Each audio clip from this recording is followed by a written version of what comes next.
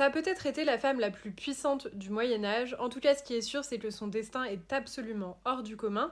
Je vous parle aujourd'hui d'Aliénor d'Aquitaine, la femme qui fut reine de France puis reine d'Angleterre. Elle est née en 1124 et à 13 ans elle devient duchesse d'Aquitaine pour la simple et bonne raison que son père n'a pas d'héritier mâle. Le duché d'Aquitaine est très vaste et il est très riche et le royaume de France aimerait beaucoup une alliance avec elle. Et ça ne loupe pas puisque l'année même du décès de son père, elle est fiancée au fils du roi de France. Louis VII monte sur le trône, voici Aliénor d'Aquitaine, reine de France, et elle va marquer, voire déranger pour plusieurs raisons. Déjà, elle vient du sud de la France, et à ce moment-là, les mœurs entre le sud et le nord sont très différents.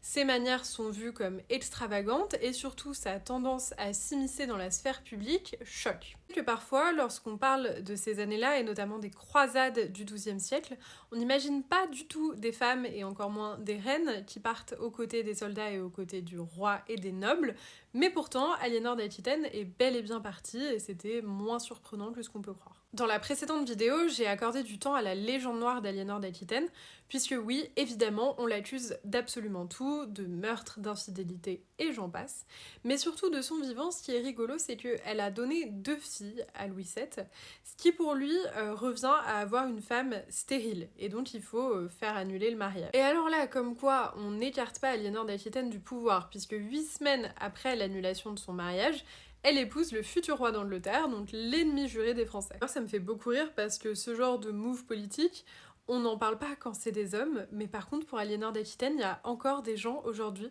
qui me parlent d'elle comme étant une traîtresse. Et du coup, cette vidéo est déjà très longue et je vous retrouve dans une partie 2 pour sa vie en Angleterre. En attendant, pense à laisser un commentaire avec le nom d'une femme dont tu aimerais la biographie.